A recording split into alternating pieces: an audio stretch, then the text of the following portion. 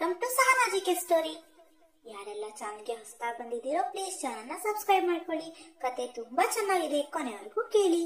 ನಾನು ಆದಿತ್ಯ, 26 ವರ್ಷದ ಸಣ್ಣ ಹಳ್ಳಿಯಿಂದ ಬೆಂಗಳೂರಿಗೆ ಬಂದು ದೊಡ್ಡ ಕನಸುಗಳನ್ನು ಹೊತ್ತಿದ್ದ ಒಬ್ಬ ಹುಡುಗ. ಶ್ರೀಶಕ್ತಿ ಕಂಪನಿಯ ಕಚೇರಿಯಲ್ಲಿ ನೌಕರನಾಗಿದ್ದೆ. ನನ್ನ ಹುದ್ದೆ ಅಷ್ಟು ದೊಡ್ಡದಾಗಿರಲಿಲ್ಲ, ಆದರೆ ನನ್ನ ಕೆಲಸದ ವೈಖರಿ, ಸಮಯ ಪ್ರಜ್ಞೆ ಮತ್ತು ಧೈರ್ಯ ನನ್ನನ್ನು ಬೇರೆ ಬೇರೆ ಹಂತಕ್ಕೆ ಕೊಂಡೊಯ್ದಿತ್ತು. ನನ್ನ ಕಚೇರಿಯ ಮಾಲಕಿ ನೀಲಾ ಮ್ಯಾಮ್ 38 ವರ್ಷದ ಬುದ್ಧಿವಂತ, ಪ್ರಭಾವಶಾಲಿ ಮತ್ತು ಪ್ರಖರ ವ್ಯಕ್ತಿತ್ವ ಹೊಂದಿದ ಮಹಿಳೆ. ಅವಳ ನಡಿಗೆ, ಮಾತು, ಹಸನ್ಮುಖ, ಕಡುಕಪ್ಪು ಕಣ್ಣುಗಳು, ಸೀರೆಯ ತುದಿಯಲ್ಲಿ ಅಡಗಿದ್ದ ತುಟಿ ಬಣ್ಣ ಎಲ್ಲವೂ ನನ್ನ ಗಮನವನ್ನು ಸೆಳೆಯುತ್ತಿದ್ದವು. ಬೆಳಿಗ್ಗೆ ಕಚೇರಿಗೆ ಬರುತ್ತಿದ್ದಂತೆ ಅವಳ ಮಲ್ಲಿಗೆಯ ಪರಿಮಳ ಮೂಗಿಗೆ ಬಡಿಯುತ್ತಿತ್ತು. ಆಹಾ, ಆ ಸುವಾಸನೆಗೆ ಮನಸೋಲದವರೇ ಇರಲಿಲ್ಲ. ನಾನು ಯಾವತ್ತೂ ಅವಳನ್ನು ಕಣ್ಣಾರೆ ನೋಡಲು ಹೆದರುತ್ತಿದ್ದೆ, ಆದರೆ ಎಲ್ಲಿ ಹೋದರೂ ಅವಳ ನೋಟ ನನ್ನ ಕಡೆ ತಿರುಗುತ್ತಿತ್ತು. ನಾನು ಇದನ್ನು ಕೇವಲ ಗೌರವದಿಂದ ಭಾವಿಸಿದ್ದೆ, ಆದರೆ ಕೆಲವೇ ದಿನಗಳಲ್ಲಿ ನನ್ನ ಹೃದಯ ನನ್ನ ನಿಯಂತ್ರಣದಲ್ಲಿರಲಿಲ್ಲ. ನನ್ನ ಕಣ್ಣುಗಳು ಯಾವತ್ತೂ ಅವಳನ್ನು ಹುಡುಕುತ್ತವೆ. ಅವಳ ನಡಿಗೆ ನನ್ನ ಹೃದಯದ ಬಡಿತವನ್ನು ತೀವ್ರಗೊಳಿಸುತ್ತಿತ್ತು. ಅವಳ ಕಣ್ಣುಗಳು ಏನೋ ಹೇಳಲು ಬಯಸುವಂತೆ ಭಾಸವಾಗುತ್ತಿತ್ತು. ಒಂದು ದಿನ ಸಂಜೆ ನಾನು ಲಿಫ್ಟ್ನಲ್ಲಿ ನಿಂತಿದ್ದೆ. ಸ್ಟೆಪ್ಸ್ ಇಲ್ಲ ಮ್ಯಾಮ್ ಅಲ್ಲಿಗೆ ಬಂದಳು. ಆ ಫ್ಲೋರ್ನಲ್ಲಿ 10 ಜನರು ಇದ್ದರೂ ನನ್ನ ಗಮನ ಕೇವಲ ಅವಳ ಮೇಲೆಯೇ ಇತ್ತು. ಅವಳು ನನ್ನ ಪಕ್ಕಕ್ಕೆ ಬಂದು ನಿಂತಳು. ಅವಳ ಸುವಾಸನೆ ನನ್ನನ್ನು ಇನ್ನಷ್ಟು ಬಿಸಿಯಾದ ಪ್ರೀತಿಯ ಕುಣಿಕೆಗೆ ಎಳೆದಂತಾಯಿತು. ಅವಳ ಕೈಯಿಂದ ಹಾರಿದ ಕೂದಲು ನನ್ನ ತೋಳಿಗೆ ತಟ್ಟಿದಂತೆ ಆಯಿತು. ನಾನು ಒಮ್ಮೆ ಅವಳ ಕಡೆ ನೋಡಿದೆ. ಅವಳು ಕೂಡ ನನ್ನ ಕಣ್ಣಿಗೆ ಕಣ್ಣು ಹಾಕಿದಳು. ಅವಳ ಕಣ್ಣುಗಳಲ್ಲಿ ನಾಚಿಕೆಯ ಮಿಂಚು ಹೊಳೆಯುತ್ತಿತ್ತು. ನೀನು ಹೀಗೆ ನನ್ನನ್ನು ನೋಡೋದು ನಾನೇನು ಅರಿಯದೇ ಇರುವೆನೆ? ಅವಳು ಮುಸುಕಾಗಿ ನಗುತ್ತಾ ಕೇಳಿದಳು. ಅವಳ ಧ್ವನಿ ಕಿವಿಗೆ ಇಂಪಾಗಿ ಕೇಳಿಸಿತು. ನಾನು ಏನೂ ನೋಡ್ತಾ ಇಲ್ಲ ಮ್ಯಾಮ್. ನಾನು ತಲೆ ತಗ್ಗಿಸಿ ತಡಮಾಡಿಕೊಂಡೆ. ನನ್ನ ಮುಖ ಕೆಂಪಗಾಯಿತು. ನೀನು ಹಾಗೆ ನೋಡೋಕೆ ಯತ್ನಿಸಿದರೂ ನಿನ್ನ ಕಣ್ಣು ನಿನ್ನ ರಹಸ್ಯವನ್ನು ಹೇಳುತ್ತವೆ. ಅವಳು ಮುಗ್ಧನಗೆಯಿಂದ ನಿಂತಳು. ಅವಳ ನಗು ನನ್ನನ್ನು ಮತ್ತಷ್ಟು ಕಾಡತೊಡಗಿತು. ಆ ದಿನದ ನಂತರ ನಾನು ಅವಳ ಕಣ್ಣಿಗೆ ಕಣ್ಣಿಟ್ಟು ನೋಡುವ ಧೈರ್ಯ ಮಾಡಲೇ ಬಿಟ್ಟಿದ್ದೆ. ಅವಳು ಎಲ್ಲಿಂದಲೋ ನನ್ನನ್ನು ಪರೀಕ್ಷಿಸುತ್ತಿದ್ದಳು. ಊಟದ ವೇಳೆ, ಸಂಚಾರಿ ಹೊತ್ತಿಗೆ ಅಥವಾ ಲಿಫ್ಟ್ನಲ್ಲಿ ಅವಳ ಕಣ್ಣು ನನ್ನ ಮೇಲೆ ಇರುತ್ತವೆ. ಅವಳ ಆ ನೋಟ ನನ್ನಲ್ಲಿ ಹೊಸ ಹುರುಪು ತರುತ್ತಿತ್ತು. ಒಂದು ದಿನ ನಾನು ರಾತ್ರಿ ಲೇಟ್ವರೆಗೆ ಕಚೇರಿಯಲ್ಲಿಯೇ ಇದ್ದೆ. ಆ ದಿನ ಕಚೇರಿಯ ಲಿಫ್ಟ್ ಕೆಲಸ ಮಾಡುತ್ತಿರಲಿಲ್ಲ. ನಾನೊಬ್ಬನೇ ಫೈಲ್ ಪೂರ್ಣಗೊಳಿಸುತ್ತಿದ್ದೆ. ದಾರಿ ತಪ್ಪಿದ ಭಾವನೆಯೊಂದಿಗೆ ಲ್ಯಾಪ್ಟಾಪ್ ಮುಚ್ಚಲು ಹೋಗುತ್ತಿದ್ದೆ. ಆಗಲೇ ನನ್ನ ಹಿಂದೆ ಒಂದು ಬಿಂಬವು ನಿಂತಿತ್ತು. ನಾನು ತಿರುಗಿ ನೋಡಿದಾಗ ಅದು ನೀಲಾ ಮ್ಯಾಮ್. ಅವಳನ್ನು ನೋಡುತ್ತಿದ್ದಂತೆ ನನ್ನೆಲ್ಲ ಆಯಾಸ ಮಾಯವಾಯಿತು. ಇನ್ನೂ ನೀನು ಹೋಗಿಲ್ಲವಾ? ಅವಳು ಕೇಳಿದಳು. ಅವಳ ಧ್ವನಿಯಲ್ಲಿ ಕಾಳಜಿ ಎದ್ದು ಕಾಣುತ್ತಿತ್ತು. ನಾನೇನೂ ಇಲ್ಲ, ಇನ್ನೇನು ಹೋಗಬೇಕಿತ್ತು. ನಾನು ಪೆನ್ನನ್ನು ಕೈಯಲ್ಲಿ ತಿರುಗಿಸುತ್ತಾ ಉತ್ತರಿಸಿದ್ದೆ.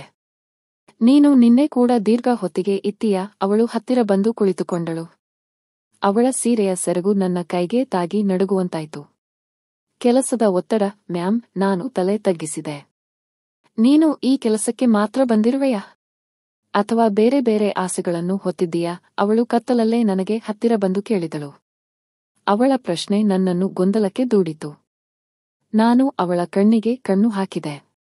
ಅವಳ ಕಣ್ಣುಗಳು ನಗುತ್ತವೆ, ಆದರೆ ಆ ನಗುವಿನ ಹಿಂದೆ ಏನೋ ತೀವ್ರತೆ, ಏನೋ ಚಿಂತೆ, ಏನೋ ಹಂಬಲ ಇತ್ತು. ನಾನು ಅವಳನ್ನು ನೋಡುತ್ತಾ ಇದ್ದೆ. ಅವಳು ನನ್ನ ತುಟಿಗಳನ್ನು ಗಮನಿಸುತ್ತಾ ನಗುತ್ತಿದ್ದಳು. ಆ ನೋಟವೇ ನನ್ನನ್ನು ಕಂಗೆಡಿಸಿತ್ತು. ನೀನು ನನ್ನನ್ನು ಹೀಗೆ ನೋಡೋಕೆ ಬರುವುದೇ ಮೊದಲ ಬಾರಿಯೇ? ಅವಳು ಮೌನವಾಗಿ ನಗುತ್ತಾ ನನ್ನ ತೋಳಿಗೆ ತನ್ನ ಬೆರಳುಗಳನ್ನು ಹಿಡಿದಳು. ಆ ಸ್ಪರ್ಶ ನನ್ನನ್ನು ರೋಮಾಂಚನಗೊಳಿಸಿತು. ನೀನು ನನ್ನನ್ನು ನಾನು ತಾಳಲಾರೆ ಮ್ಯಾಮ್, ನಾನು ಧೈರ್ಯ ಮಾಡಿ ಹೇಳಿದೆ. ನನ್ನ ಮಾತುಗಳು ಅವಳಿಗೆ ಆಶ್ಚರ್ಯ ತರಿಸಿರಬಹುದು. ನೀನು ಹೀಗೆ ತಾಳಲಾರದು ಆದಿತ್ಯ. ಅವಳು ನನ್ನ ತೋಳನ್ನು ಬಿಗಿಯಾಗಿ ಹಿಡಿದಳು. ಅವಳ ಹಿಡಿತದಲ್ಲಿ ಪ್ರೀತಿ ಮತ್ತು ಕಾಳಜಿ ಎದ್ದು ಕಾಣುತ್ತಿತ್ತು. ನಾನು ಅವಳ ಹತ್ತಿರ ಹೋದೆ. ಅವಳು ನನ್ನ ಎದೆಗೆ ತಲೆ ಹಾಕಿದಳು. ನಾನು ನಗುತ್ತಾ ಅವಳ ಕೂದಲನ್ನು ನನ್ನ ಬೆರಳುಗಳ ಮಧ್ಯೆ ಒರೆಸಿದೆ. ಅವಳ ಹೃದಯದ ಬಡಿತ ಸ್ಪಷ್ಟವಾಗಿ ಕೇಳಿಸತೊಡಗಿತ್ತು. ನಾನು ಅವಳ ಕಿವಿಯ ಹತ್ತಿರ ಬಂದು ನೀನು ನನ್ನ ಕನಸು ಮ್ಯಾಮ್ ಎಂದೆ. ನನ್ನ ಮಾತುಗಳು ಅವಳಿಗೆ ಮುದ ನೀಡಿದವು. ಅವಳು ತಲೆ ಎತ್ತಿ ನನ್ನ ಕಣ್ಣಿಗೆ ತಿರುಗಿ ನೋಡಿದಳು. ಆ ಕ್ಷಣ ಅವಳ ತುಟಿಗಳು ನನ್ನ ತುಟಿಗಳನ್ನು ಹುಡುಕಿದವು. ನಾವು ತಾಳಲಾರೆ, ತಡೆಯಲಾಗದು. ನಾನು ಅವಳ ಬೆನ್ನು ಹಿಡಿದು ಹತ್ತಿರ ಸೆಳೆದಾಗ ಅವಳು ನನ್ನ ಎದೆಗೆ ತಾಕಿಕೊಂಡಳು. ಅವಳ ಉಸಿರಾಟ ತೀವ್ರಗೊಂಡಿತು. ನಾನು ಅವಳ ತುಟಿಗಳನ್ನು ಮೃದುವಾಗಿ ಮುಟ್ಟಿದೆ.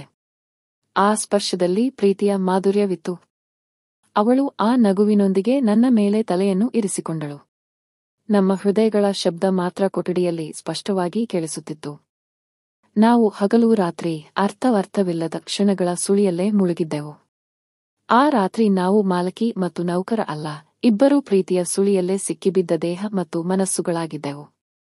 ಆ ರಾತ್ರಿ ಕಳೆದದ್ದು ಹೇಗೆ ಅಂತಾನೇ ಗೊತ್ತಾಗಲಿಲ್ಲ. ಮಾರನೆಯ ದಿನ ಬೆಳಿಗ್ಗೆ ನಾನು ಎಚ್ಚರವಾದಾಗ ನೀಲಾ ನನ್ನ ಪಕ್ಕದಲ್ಲಿಯೇ ಮಲಗಿದ್ದಳು. ಅವಳ ಮುಖದಲ್ಲಿ ಮುಗ್ಧತೆ ತುಂಬಿತ್ತು. ನಾನು ಅವಳನ್ನು ನೋಡುತ್ತಾ ಹಾಗೆಯೇ ಕುಳಿತೆ.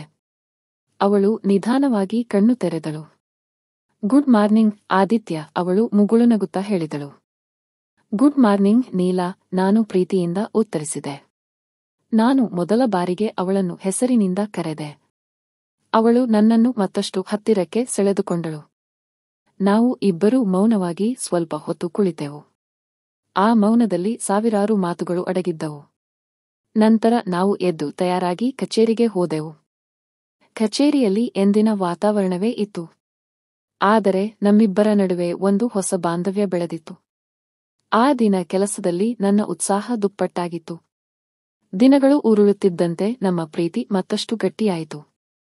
ಕಚೇರಿಯಲ್ಲಿ ನಾವಿಬ್ಬರೂ ವೃತ್ತಿಪರತೆಯನ್ನು ಕಾಪಾಡಿಕೊಳ್ಳುತ್ತಿದ್ದೆವು. ಆದರೆ ಕಣ್ಣಲ್ಲಿ ಕಣ್ಣಿಟ್ಟು ಮಾತನಾಡಿಕೊಳ್ಳುವಾಗ ನಮ್ಮ ಪ್ರೀತಿ ಎದ್ದು ಕಾಣುತ್ತಿತ್ತು. ಒಂದು ದಿನ ನೀಲಾ ನನ್ನನ್ನು ಊಟಕ್ಕೆಂದು ತನ್ನ ಮನೆಗೆ ಕರೆದಳು. ಅವಳ ಮನೆಯನ್ನು ನೋಡಿ ನಾನು ಬೆರಗಾದೆ. ಅದು ತುಂಬಾ ಸುಂದರವಾಗಿತ್ತು. ಪ್ರತಿಯೊಂದು ವಸ್ತುವು ಅವಳ ಅಭಿರುಚಿಯನ್ನು ಎತ್ತಿ ತೋರಿಸುತ್ತಿತ್ತು. ಊಟದ ನಂತರ ನಾವು ತೋಟದಲ್ಲಿ ಕುಳಿತು ಮಾತನಾಡುತ್ತಿದ್ದೆವು. ಆಗ ನೀಲಾ ತನ್ನ ಜೀವನದ ಬಗ್ಗೆ ಹೇಳಲು ಪ್ರಾರಂಭಿಸಿದಳು. ಅವಳ ಬಾಲ್ಯ, ಅವಳ ಕನಸುಗಳು, ಅವಳ ನೋವುಗಳು ಎಲ್ಲವನ್ನೂ ನನ್ನೊಂದಿಗೆ ಹಂಚಿಕೊಂಡಳು. ಅವಳ ಕತೆ ಕೇಳಿ ನನ್ನ ಕಣ್ಣಲ್ಲಿ ನೀರು ಬಂತು. ನಾನು ಅವಳನ್ನು ಸಂತೈಸಿದೆ. ನೀನು ಒಂಟಿಯಲ್ಲ ನೀಲಾ, ನಾನು ನಿನ್ನ ಜೊತೆಗಿದ್ದೇನೆ ಎಂದು ಹೇಳಿದೆ. ಅವಳು ನನ್ನನ್ನು ತಬ್ಬಿಕೊಂಡಳು. ಥ್ಯಾಂಕ್ ಯು ಆದಿತ್ಯ, ನೀನು ನನ್ನ ಜೀವನಕ್ಕೆ ಬಂದ ಮೇಲೆ ನನಗೆ ನಿಜವಾದ ಸಂತೋಷ ಸಿಕ್ಕಿದೆ ಎಂದಳು. ಆ ದಿನ ನಾನು ಅವಳ ಮನೆಯಲ್ಲೇ ಉಳಿದೆ.